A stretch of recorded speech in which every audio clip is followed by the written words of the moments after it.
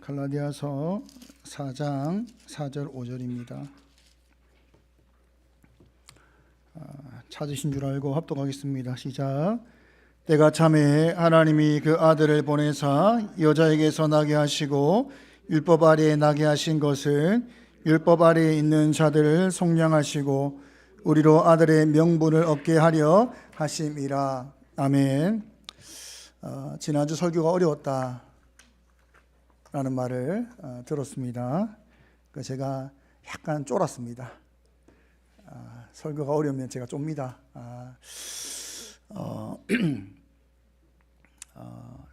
그래서 어떻게 하면 이번 주도 하기로 했는데, 어쨌든 이 주제를 가지고 한 번 더 하기로 했는데, 어떻게 하면 조금 더 여러분에게 쉽게 설명이 될까, 이런 고민을 하면서 한 주간 말씀을 묵상했습니다. 우리가 나누는 주제는 복음인데, 왜 예수님이 이 땅에 오셔야만 하는가, 또 그분은 왜 유대인으로 오셔야 되는가에 대해서 우리가 지금 나누고 있는 상황입니다. 어렵다는 것은 두 가지 측면이라고 생각을 합니다. 첫 번째는 논리적인 부족이다. 저는 그것도 제가 논리적 부족이 있었다라고 생각합니다. 두 번째는 생소한 내용이다. 그것도 있었다, 이렇게 생각을 합니다. 아마 여러분이 이제 인간의 지은 목적에 대해서 우리가 지난주에 나눌 때에 하나님과 교제하며 동행하기 위해서 우리를 부르셨다, 지으셨다, 이렇게 우리가 나누면서 시작을 하였는데, 아마 이런 논리적인 생각을 한 분이 있을 것입니다. 아니, 그러면 우리가 분명히 인간의 지은 목적이 하나님의 영광을 위해 지은 거 아니냐? 여기서 이제 혼돈이 오는 분이 있지 않았을까? 하나님의 영광을 위해 지은 것으로 알고 있는데 왜 목사님은 우리를 교제와 동행을 위해서 부르셨다, 만드셨다, 목적하셨다, 이렇게 말씀하는가?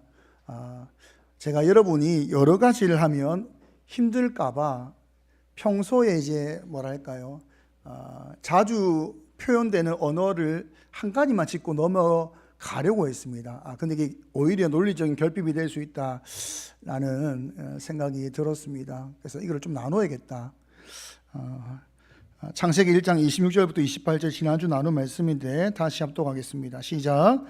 하나님이 이르시되 우리의 영상을 따라 우리의 모양대로 우리가 사람을 만들고 그들로 바다의 물고기와 하늘의 새와 가축과 온 땅과 땅에 기는 모든 것을 다스리게 하자시고, 하나님이 자기 영상 곧 하나님의 영상대로 사람을 창조하시되 남자와 여자를 창조하시고, 하나님이 그들에게 복을 주시며 하나님이 그들에게 이르시되 생육하고 번성하여 땅에 충만하라, 땅을 정복하라, 바다의 물고기와 하늘의 새와 땅에 움직이는 모든 생물을 다스리라 하시니라. 아멘. 하나님이 사람을 만드실 때 왕같은 존재로 다스리는 자로 만드셨습니다. 그리고 주신 사명은 이 땅을 충만하게 하라. 여러분, 이 땅을 충만하게 하라라는 사명을 받을 때에 무엇으로 다스려서 무엇으로 충만하게 한다는 것일까요? 어떻게 다스려서 무엇을 충만하게 한다는 말일까? 우리가 하나님의 형상을 따라 지음받은 자로서 우리가 이 땅을 무엇으로 충만하게 하는가 하면 하나님의 영광으로 충만하게 하기 위해서 우리가 부름을 받은 것입니다.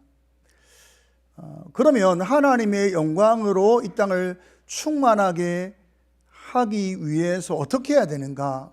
여러분, 하나님의 영광이 무엇입니까? 제가 질문하는 것은 여러분 질문을 해야 여러분들이 이제 이 질문을 통해서 여러분들의 내용들을 정확히 정리해 갈 수 있기 때문에 질문을 하는 겁니다. 답은 제가 합니다. 어차피 답은 제가 합니다. 하나님의 영광을 영광이란 무엇일까? 여러분, 영광이라는 것 자체는 우리가 빛나고 아름답다, 영예다, 명예다, 이런 말을 할 때 영광이라고 말을 합니다. 하나님은 존재 자체가 영광이십니다. 가장 영광스러운 분이 하나님이십니다. 그러면 하나님의 영광이라는 말을 쓰려면 영광으로 충만하게 하기 위해서, 하나님의 영광으로 이 땅을 충만하게 하기 위한 방법은 뭐냐면 하나님 자신이 나타나면 됩니다. 하나님 자신이 드러나면 되는 것입니다. 그러면 그곳은 하나님의 영광으로 충만하게 되는 것입니다. 그러면 여러분, 하나님 자신이 드러나고 하나님이 나타나기 위해서 우리가 무엇을 해야 되는가? 하나님의 성품을 따라서, 하나님의 뜻을 따라서 살면 된다가 되는 것입니다. 그러니까 우리가 하나님의 뜻을 따라 살고 하나님의 성품을 따라 삶으로 말미암아 하나님의 성품이, 하나님의 뜻이 이 땅에 나타나는 것이 바로 하나님의 영광이 되는 것입니다. 그 아담과 하와는 하나님의 형상으로 지음받아서 하나님의 영광으로 온 땅을 하나님의 영광으로 충만하도록 부름을 받은 것입니다. 그가 살아가는 동안 하나님의 뜻을 따라 살고 하나님의 성품을 보이는 삶으로 말미암아 가는 곳마다 하나님의 영광이 나타나도록, 그리고 충만하도록 그 일을 위해 부름받은 자가 바로 인간이다라는 것입니다. 그러면 여러분, 우리가 이제 교제와 동행은 뭐냐? 하나님 우리를 부르실 때 하나님과 교제하고 동행함으로 깊은 사랑의 관계를 맺기 위해 부르셨다라고 할 때 그것은 뭐냐? 이 두 가지는 연결되는 것입니다. 여러분, 하나님의 영광을 나타내기 위해서는 결국 무엇을 알아야 되죠? 하나님의 뜻과 하나님의 성품을 알아야 되는 것입니다. 그러기 위해서는 무엇을 해야 됩니까? 그분과 교제해야 되는 것입니다. 그분과 교제하지 않고서는 하나님의 뜻이 무엇인지, 성품이 무엇인지를 알지 못하는 것입니다. 그분과 교제와 동행함을 통하여서 하나님의 뜻을 알고 그분의 성품을 알아서 그 뜻대로 사는 것이 바로 인간이 지은 목적인 것입니다. 반대로 말하면 우리가 하나님의 뜻과 성품을 가지고 살기, 우리가 왕으로 부름받은 자로 합당하게 살기 위해서는 하나님의 뜻과 성품을 알아야 되는 것처럼, 하나님의 뜻과 성품을 알기 위해서도 마찬가지로 우리가 사명 따라 살아야 되는 것입니다. 사명 따라 살기 위해서, 하나님의 영광을 충만하게 하는 사명 따라 살기 위해서 우리가 하나님과 교제하며 동행해야 되는 것처럼, 하나님과 교제와 동행하기 위해서도 사명 따라 살아야 되는 것입니다. 이 두 가지는 붙어 있는 것입니다. 따로 뗄 수 없는 것입니다. 이 두 가지가 함께함으로 하나님께 영광이 되는 것입니다. 저는 이제 하나님께 영광이 된다, 영광을 위해 산다라고 하는 것이 여러 가지가 성경에 등장하는데 한 가지 예만 여러분과 나누겠습니다. 로마서 4장 19절에서 22절입니다. 합독하겠습니다. 시작. 그가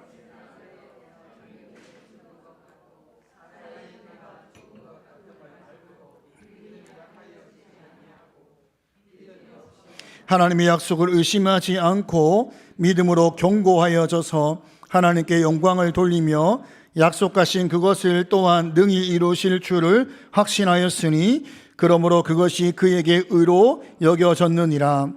아멘. 여기서 아브라함이 하나님께 영광이 되었다, 영광을 돌렸다, 그러면 영광을 나타냈다는 것입니다. 우리가 지금 해야 되는 사명이잖아요. 하나님께 영광을 나타내는 것, 우리 부른 목적이잖아요.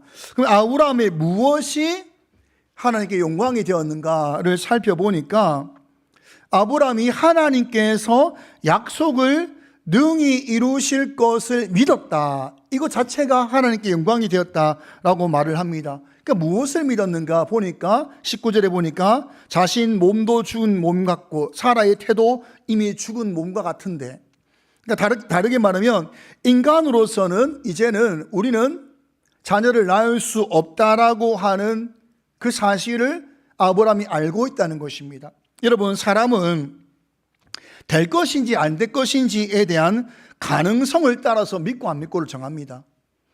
지금 아브라함과 사라는 이 가능성이 없다, 제로라는 것입니다. 없는데, 인간의 가능성으로 보면 믿을 수 없는데, 아브라함이 인간의 가능성을 따르지 않고 하나님의 약속을 그가 믿었다는 것입니다. 신뢰했다는 것입니다.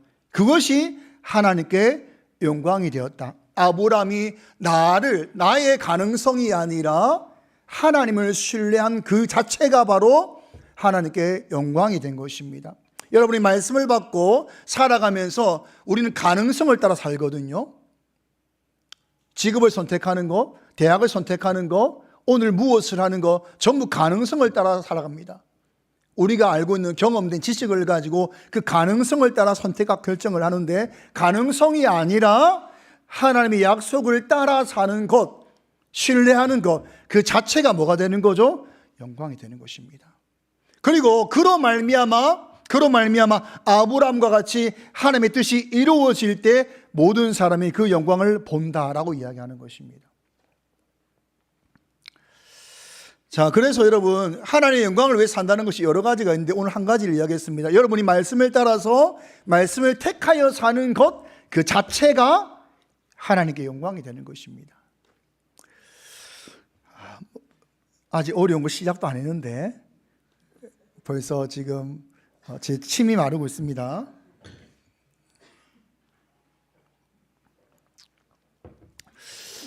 우리가 그러면 우리를 그런 목적으로 부르셨잖아요. 하나님과 영원히 교제하며 동행함으로 이 온 땅에 하나님의 영광으로 충만하게 하는 자로 부름받았거든요. 설교가 길어질까 봐 안 해야 되는 걸 자꾸 하게 되는데, 여러분 지금은 우리가 어떤 존재로 부름받았죠? 동일합니다. 하나님과 교제하며 동행함으로 이 땅에 하나님의 영광을 충만하게 하는 자로 부름받은 것입니다. 여러분 모두가 지금 왕같은 제사장으로서 그 역할을 하고 있는 거예요.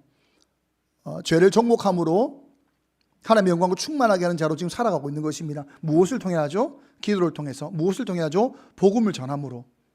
그게 여러분이 이 땅을 다스리는 법입니다. 돈을 많이 버는 게 아니에요. 여러분들이 기도와 복음을 통하여서 이 땅을 다스리고 있는 것입니다. 지금 어려운데 계속 더 어려운 걸 하니까 지금 안 될 것 같습니다. 우리가 아담과 하와를 부르실 때 그런 목적으로 부르셨는데 결국 어떻게 됩니까? 죄로 말미암아 이 관계가 끊어지게 됩니다. 하나님께서 우리를 부르신 목적을 포기하지 않습니다. 그래서 하나님 편에서 이 일을 이루시겠다, 다시 인간을 원래 부르신 목적을 따라 다시 회복시키겠다라고 하는 선언을 하시면서 그 선언의 시작이 바로 복음이 되는 것입니다. 예수를 보내사 이 일을 하겠다라는 것이 우리에게 기쁜 소식인 복음이 되는 것입니다. 우리가 계속 지금 씨름하고 있는 이 씨름의 주제가 바로 이것입니다. 잃어버린 인간의 목적을 회복하기 위해서 하나님이 계획하셨고 그 완성을 위해서 예수님을 보내셨다. 그리고 그분은 유대인 예수여야만 한다 라는 것이 우리가 지금 계속 씨름하고 있는 주제가 되는 것입니다. 여러분, 쫓겨난 아담과 하와에게 주신 여자의 후손이라고 하는 이 복음의 메시지는 그들이 붙들어야 되는 내용이었습니다. 그러나 인류는 얼마 가지 못하여서 죄가 가득한 땅이 되었고 그로 말미암아 심판을 받게 됩니다. 이 심판 가운데 하나님은 인류를 보존하기 위해서 노아를 선택하셨고 새 인류의 시작과 함께 동일한, 내가 아담과 하와를 부른 것처럼 너를 부른다, 내가 인류를 부른 목적은 동일하다라는 그 언약을 다시 갱신하십니다. 그러나 인간은, 모아놓은 인간들은 결국 할 수 있는 것이 뭐냐면 하나님 필요 없다. 그러니까 인간은 할 수 있는 것이 뭐냐면 하나님을 거부하고 거절하는 인생이더라는 것입니다. 그래서 하나님께서 그들을 흩어사 한 사람을 부르셔서 이 사람을 통하여서 내가 완성하겠다라고 말씀하신 사람이 바로 아브라함이라는 것입니다. 아브라함은 하나님께서 불러놓은 인류가 불러놓은 상태에 살 수 있는 것은 죄밖에 없다는 것을 아시고 그들을 흩어사 아브라함을 택하시고 아브라함을 통하여서 언약의 후손을 통하여서 구원하겠다는 선언이 바로 이제 아브라함을 부르신 사건입니다. 그리고 그로 말미암아 민족을 일으키십니다. 아브라함으로 말미암아 일어난 민족인 이스라엘은 하나님께서 부르셔서 그에게 부르신 목적을 말씀하시며 제사장 나라요 거룩한 백성으로 부르셨다라는 말씀을 하십니다. 이 땅을 이제 구원할 통로로서 부르신 자들이 바로 이스라엘이다. 그게 바로 제사장 나라요 거룩한 백성이다 라고 말씀하십니다. 여러분, 어떻게 하면 제사장 나라가 되고 거룩한 백성이 되는가? 그게 바로 율법이다. 율법이다. 율법은 하나님이 통치하시는 통치의 수단이 됩니다. 율법을 통해서 제사장 나라가 되고 거룩한 백성이 되는 것입니다. 여러분, 이 땅을 향하여서 이스라엘 나라가 제사장 나라다, 거룩한 백성이다 라는 것은 무엇을 말하는 것이냐 하면, 이스라엘을 통하여서 하나님께서 가르쳐 주시는 것은 뭐냐면 죄를 알게 하신다는 것입니다. 여러분, 죄를 왜 알아야 되죠? 여러분, 죄를 왜 알아야 됩니까? 인간의 문제가 죄로부터 시작했기 때문입니다.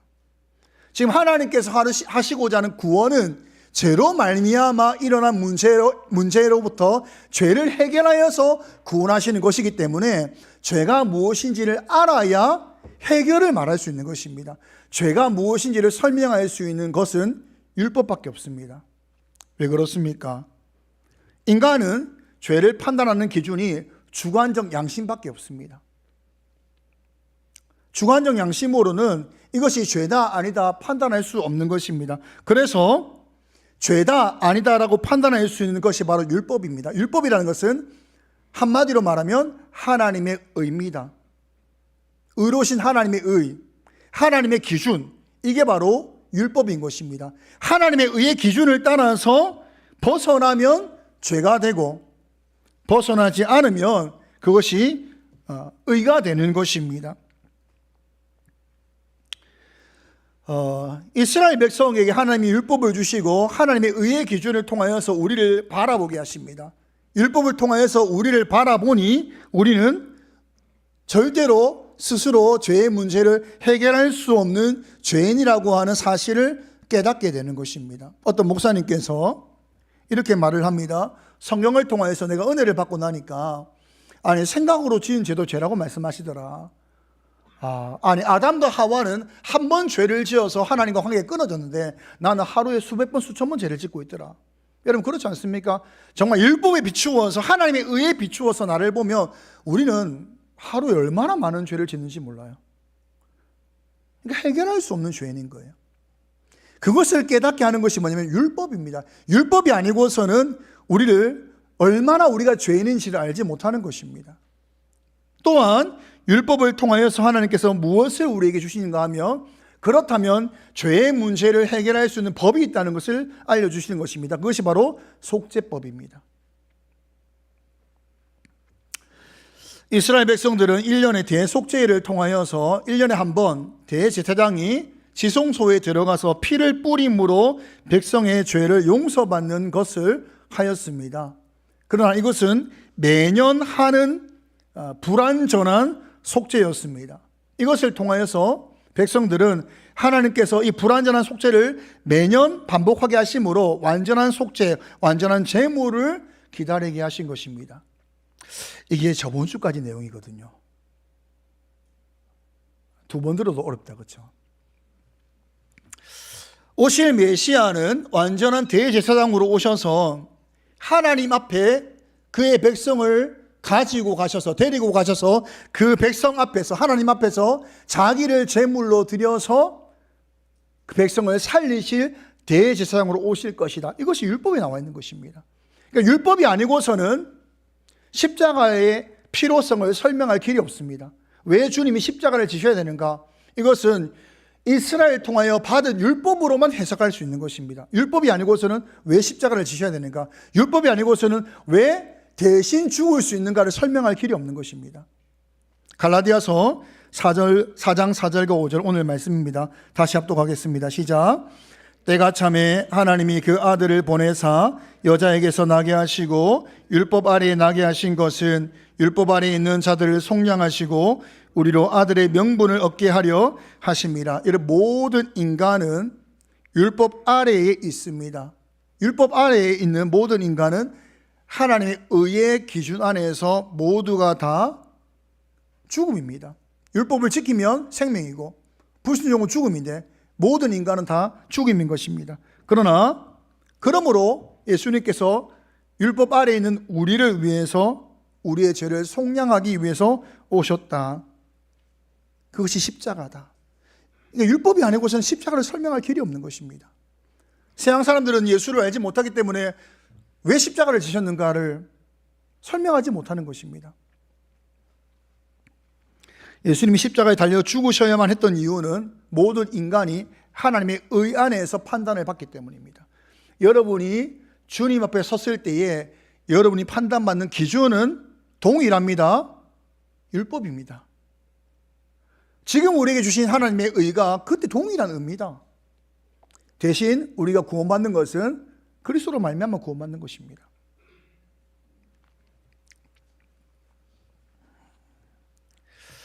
주님께서 죽으심으로 말미암아 이 율법을 해결하시고 그로 말미암아 우리를 하나님의 아들의 신분이 되게 하셨다라고 하는 것은 율법을 받은 이스라엘이 아니고서는 설명할 수 없는 것입니다. 이제 이스라엘 백성들은 가나안 땅을 정복하고 거기서 하나님을 왕으로 모시며 살아야 했습니다. 그러나 그들은 하나님을 왕으로 모시지 않고 살았습니다. 사사기는 이렇게 말합니다. 마지막 절에서 이렇게 말합니다. 그때에 이스라엘의 왕이 없으므로 사람이 각기 자기의 소견에 옳은 대로 행하였더라. 사람은 자기 마음대로 사는 인생입니다. 그래서 무엇이 필요한가 하면 왕이 필요합니다. 다스려 줄 왕이 필요하다는 것입니다. 이스라엘은 왕이 있었습니다. 하나님이 그들의 왕이 있었습니다. 그러나 이스라엘 백성들은 하나님을 거부하고 다른 왕을 요구하였습니다. 사무엘상 8장 7절입니다. 합독하겠습니다. 여호와께서 사무엘에게 이르시되 백성이 내게 한 말을 다 들으라. 이는 그들이 너를 버림이 아니요 나를 버려 자기들의 왕이 되지 못하게 함이니라. 여러분, 사사기 역사를 살펴보면 백성들이 하나님을 왕으로 인정하지 않고 자기 왕을 구한 이유를 압니다. 왜냐하면 사사기는 침략의 역사입니다. 늘 침략을 당한 거예요. 아니, 하나님이 우리의 왕이라면 왜 우리를 보호하지 않는가? 아니, 우리의 문제를 왜 해결하지 않는가? 늘 침략을 당한 거예요. 옆에 나라를 보니까 왕이 멋지게 나가서 싸워주잖아요. 멋지게 나가서 뭔가 동맹을 맺잖아요. 멋지게 나가서 자기 백성을 구원하잖아요. 하나님 필요한 것이 아니라 우리의 구원을 위해서는 세상 왕과 같은 왕이 필요하다라고 말을 한 것입니다. 우리는 알잖아요. 왜 그들이 침략받았는지를 압니다. 죄를 지었기 때문에. 심판이잖아요. 우리는 알지만 이스라엘 백성들은 알지 못함으로 하나님을 왕으로 인정하지 않고 세상 나라의 왕과 같은 왕을 구하게 되는 것입니다. 그때 하나님이 말씀하십니다. 너희가 구하는 왕은 너희가 생각하는 왕이 아니다. 사무엘을 통해 말씀하십니다. 그 왕은 너희 아들들을 데려갈 것이다. 너희 딸을 데려갈 것이다. 장군과 사병을 만들어서 너에게 무엇을 요구할 것이다. 밭을 갈게 할 것입니다. 추수를 가져갈 것입니다. 여러 가지. 그러니까 결국 너희가 생각하는 왕은 어떤 왕인가 하면 너희의 것을 착취하고 폭력으로 군림하는 왕이다. 이 말을 합니다. 그럼에도 불구하고 그들은 그런 왕이라도 좋다. 왕을 달라고 하지요. 여러분, 이스라엘의 왕정의 시작은 분명히 옳지 못한 방법으로 시작된 왕정입니다. 그러나 이 또한 하나님의 구원 계획 안에 있었습니다. 하나님의 구원 계획 안에는 왕정이 있었고 하나님이 이 왕정을 통하여서 왕이라고 하는 백성의 대표라고 하는 대표성을 그들에게 말씀하시기를 원하셨습니다. 창세기 49장 10절입니다. 합독하겠습니다. 주가 유다를 떠나지 아니하며 통치자의 지팡이가 그 발 사이에서 떠나지 아니하기를 실로가 오시기까지 이르리니 그에게 모든 백성이 복종하리로다. 왕에 대한 계획은 이미 언제부터 있었는가 하면 야곱이 12아들 중에 유다를 축복할 때부터 이미 왕정이라고 하는 하나님의 계획이 있었습니다. 그리고 누구로부터 그 왕이 시작될 것이냐? 유다다. 유다 지파로부터 시작될 것이고 유다 지파로부터 참된 왕이 올 것인데 그 참된 왕이 올 때까지 유다 지파로부터 왕이 이어질 것이다 라는 예언이 이미 야곱이 그의 아들 유다를 축복하면서 이미 하나님의 말씀을 통해서 예언된 것입니다. 하나님은 유다 지파 사람 다윗을 만나게 되고 이 다윗을 통하여서 이가 나의 마음에 합한 사람이라 말씀하시고 그와 언약을 체결하십니다. 사무엘하 7장 16절입니다. 합독하겠습니다.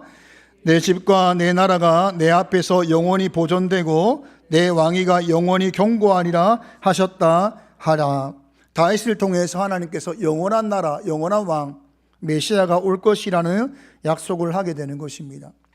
여러분, 왕정이 왜 중요한가 하면 백성들이 하나님의 다스림을 인정하지 않았습니다. 그래서 세상 나라의 왕을 구하였습니다. 그런데 하나님께서 다윗을 통하여서 하나님의 통치를 받는 나라, 얼마나 복된지를 보여주신 것입니다. 하나님의 통치를 받는 것이 이렇게 아름답구나, 이렇게 복되구나, 세상 나라의 왕과 전혀 다르구나, 하나님의 왕, 하나님의 통치는 이렇게 복되구나, 이게 다윗을 통해 실현된 겁니다. 근데 그 이후의 왕을 보니까 어떤 왕과 같죠? 세상 나라의 왕과 같은 거예요. 정말 착취와 폭력으로 군림하는 왕이더라는 거예요. 그러니까 백성들이 누구를 기다리죠? 하나님께서 다윗에게 하셨던 그 약속, 다윗보다 위대한 완전한 참 왕을, 영원한 왕을 보내주실 거라고 하는 그 메시아를 그들이 기다리게 되는 것입니다. 이스라엘 백성들이 요구한 다윗의 후손으로 올 왕은 로마나 헤롯으로부터 압제로부터 해방하는 왕이었을 것이나, 하나님이 보내신 왕은, 메시아는 왕으로서 죄를 정복하는 왕으로 그들에게 보내셨다라고 성경은 말을 하고 있는 것입니다. 여러분, 자, 예수님께서 왜 이 땅에 오셔야만 했는가? 우리를 구원하기 위해서다, 우리가 보통 이야기하잖아요. 근데 저는 조금 다르게 표현하고자 합니다. 이 시간은 죄의 문제를 해결하기 위해서다. 저는 이 표현이 우리에게 지금 조금 더 이 2주 동안 말씀을 전한 이유가 됩니다. 여러분, 왜 죄의 문제를 해결하기 위해서 예수님이 오셨다라는 말을 제가 쓰기를 원하는가 하면, 기독교를 배타적 종교라고 말하기 때문입니다. 여러분, 기독교를 배타적 종교라고 말을 할 때에 우리가 배타적 종교가 맞잖아요. 그러면 이 문제를 우리가 어떻게 설명해야 될까? 이 설명을 위해서는 반드시 우리가 죄의 문제를 해결할 분이 예수님밖에 없기 때문이다라는 답을 할 수밖에 없는 것입니다. 기독교가 배타적일 수밖에 없는 것은 인간의 죄의 문제를 해결할 분이 오직 예수님밖에 없기 때문이라고 설명할 수밖에 없기 때문에 우리는 배타적이다, 이렇게 말하는 거예요. 여러분, 종교가 왜 만들어졌습니까?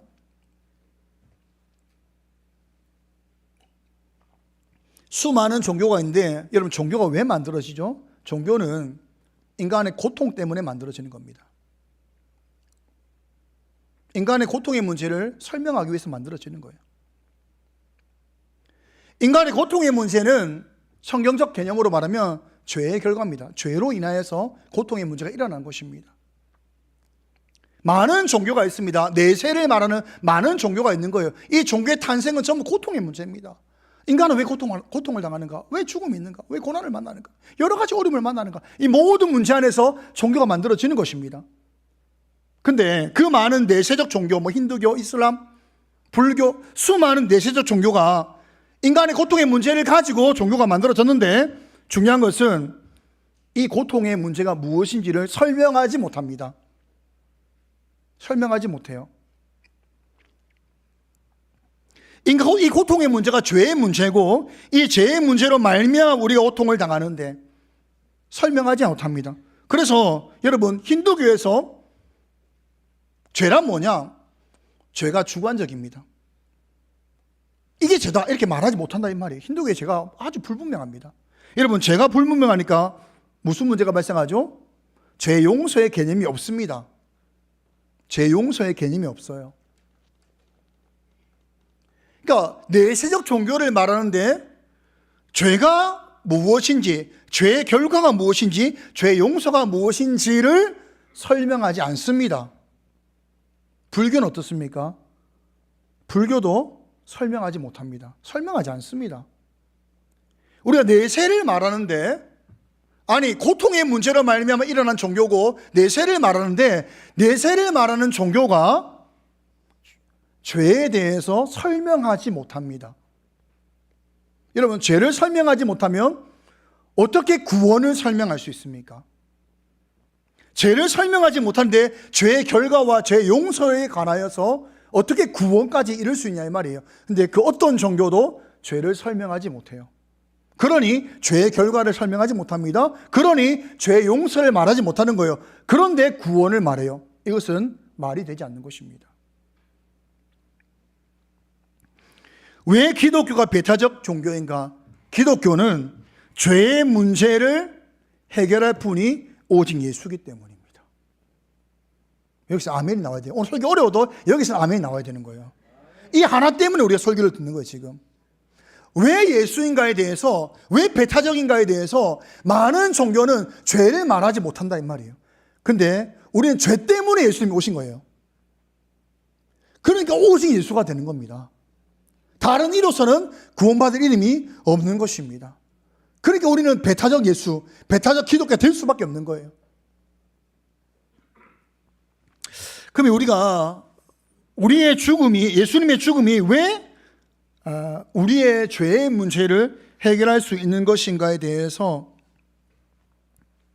이제 조금 마지막까지 조금만 정리하고 말씀을 마치겠습니다. 죄라는 것은 아담이라고 하는 인류의 대표로부터 이 죄가 들어온 것입니다. 로마서 5장 12절입니다. 합독하겠습니다.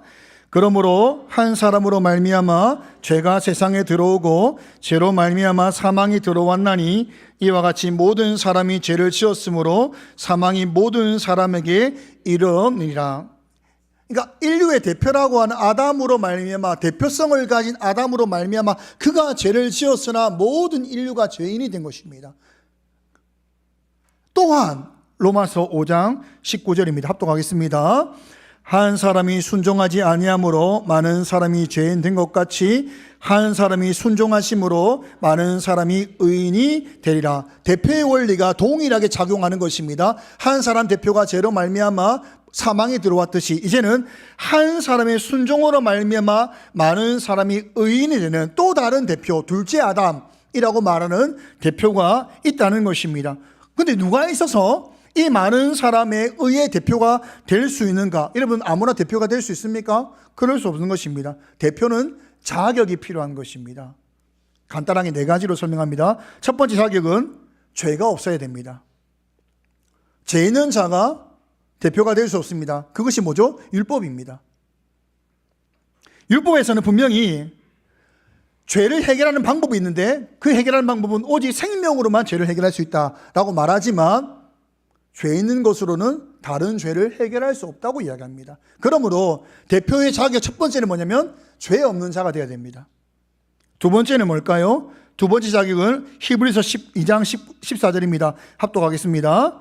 자녀들은 혈과 육에 속하였음에 그도 또한 같은 모양으로 혈과 육을 함께 지니심은 죽음을 통하여 죽음의 세력을 잡은 자 곧 마귀를 멸하시며. 두 번째 자격은 뭐냐면 우리와 동일한 사람이어야 됩니다. 여러분, 누가 죄를 지었죠? 인간이 죄를 지었습니다. 그러니까 동물이나 다른 어떤 사물이나 그 무엇으로도 인간의 대표가 될 수 없습니다. 인간을 대표하기 위해서는 반드시 인간이어야 됩니다. 인간을 대표하기 위해서 인간이어야 되는 거예요. 그러므로 예수님께서는 완전한 인간으로 오신 것입니다. 대표의 세 번째 자격은 왕이다. 여러분, 이 다윗 왕을 세움으로 말미암아 하나님이 보여주신 것은 뭐냐면 백성의 죄를 그때부터 설명하지 않는 거예요. 왕이 죄를 지으면 하나님의 통치가 무너지고 왕이 하나님 뜻에 살면 하나님의 통치가 이루어지는 대표의 원리를 가지고 이어지는 것이 바로 왕입니다. 그리고 하나님께서 이 다윗 왕을 통하여서 그것을 보여주신 것입니다. 대표, 나라의 대표의 자격은 오직 왕만이 가능한 것입니다. 그러니까 오직 예수님은 왕으로 오신 거예요. 왕만이 대표가 되는 것입니다. 마지막 네 번째 자격은 제사장이어야 합니다. 여러분, 제사장은 하나님과 백성 사이에 있는 존재이고 하나님께 유일하게 나아갈 수 있는 자가 바로 제사장입니다.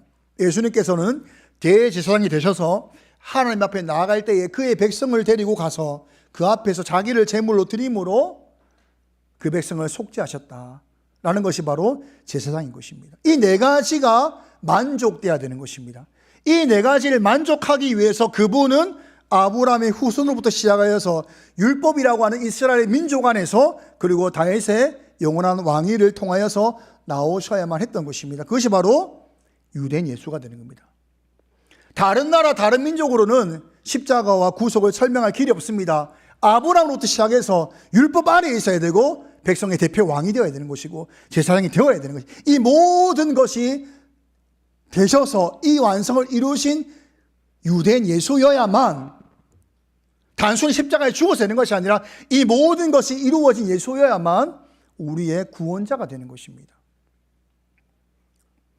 그 일을 위해서 하나님이 아담으로부터 예수님까지 이 모든 우리의 구원을 위해서 이루신 이 모든 과정을 뭐라고 합니까? 구속사다. 우리의 구원을 위해서 하나님이 인간의 역사를 진행하시면서 이 모든 일을 행하셨다는 거예요. 아브라함을 왜 부르셨는가? 우리를 구원하기 위해서. 요셉을 왜 부르셨는가? 우리를 구원하기 위해서. 모세를 왜 부르셨는가? 우리를 구원하기 위해서. 이스라엘 율법을 왜 주셨는가? 우리를 구원하기 위해서. 전부 다 뭐죠? 우리를 구원하기 위해서예요. 그 일을 위해서 하나님께서 부르시고 그 완성으로 누가 오신 거죠? 예수님이 오신 것입니다. 왜 한국인 예수는 안 되는가? 안 됩니다. 아브라함 후손으로 오셔야 되는 거예요. 왜 미국에 누구는 안 되는가? 안 됩니다. 왜 지금은 예수가 안 됩니다. 안 됩니다. 오직 아브라함의 후손을 통하여 언약의 씨가 되어야 되고 율법 아래에 율법을 통하여서 십자가의 필요를 설명할 수 있어야 되는 것입니다. 왕으로 대표성을 가지셔야 되는 것입니다. 제사장으로서 하나님께 나아갈 수 있는 자가 되어야 되는 것입니다. 이 모든 것을 다 가진 자가 되어야 되는 것입니다. 어떤 사람이 이렇게 말을 할 수 있는 것 같아요. 아니 그거는 기독교가 정한 그거 아니냐, 뭐 자기들 마음대로 뭐 구원을 정하면 어떡하냐, 이렇게 말할 수 있다고 생각합니다. 여러분, 기독교가 마음대로 구원을 정했다 한다면 하나님께서 자신이 오셔서 독생자를 죽일 필요가 없습니다. 왜 하나님이 이 길을 정하신 겁니까? 하나님의 의가 이거 외에는 구원을 줄 수 없기 때문입니다. 마음대로 하신 것이 아닙니다. 하나님의 의는, 이 완전한 의를 손상시킬 수 없는 분입니다. 이 의를 만족하는 구원을 행하셔야 되는 분입니다. 이 말이에요. 마음대로 하시는 거잖아요. 그 만족한 의를 위해서 하나님께서 행하신 것이 바로 예수님이라는 거예요. 저는 오늘 설교를 하면서도 많이 느꼈어요. 제가 많이 느꼈습니다. 어려울 수 있습니다. 근데 여러분, 이 모든 과정을 통해서 오신 예수님을 우리가 설명할 때에 우리가 입으로 고백할 수 있는 유일한 것은 뭐냐면, 예수 외에는 구원이 없구나, 이 고백에 도달한다는 거예요. 성경을 통해서 우리가 결국 왜 예수께로 가죠? 예수님 외에는 하나님이 우리를 지은 목적을 회복할 길이 없구나. 그 이름이 예수라는 거예요. 그걸 우리가 알고 믿고 하기 위해서 이 성경 앞에 서 있다, 이 말이. 우리가 지금 세상이 여러분 지금 얼마나 다원주의를 이야기하고 교회를 공격하고 있습니까? 그럼에도 불구하고 우리가 흔들리지 말아야 될 것은 세상은 구원을 말하지 못합니다. 아주 분명한 것입니다. 왜요? 구원을 말하기 위해서는 뭐가 필요합니까? 죄를 설명해야 되는 것입니다. 말할 수 없는 거예요. 그러나 성경은 죄가 무엇인지 절대적 기준인 하나님의 의 안에서 모든 것이 죄와 의가 구분된다라고 말하고 절대적 기준이 있다는 거예요. 그 안에서 이것을 해결하기 위한 하나님의 의의 선택을 하신 것이 바로 예수님의 십자가입니다. 아주 분명한 것입니다. 말씀은 아주 공부처럼 했지만 저는 이 내용을 여러분들이 꼭 붙잡기를 바라고, 우리가 믿는 예수, 우리가 가진 이 복음이 얼마나 생명력이 있는 진리의 말씀인지를 확신하면서 이 믿음 안에 거할 수 있기를 간절히 소망합니다.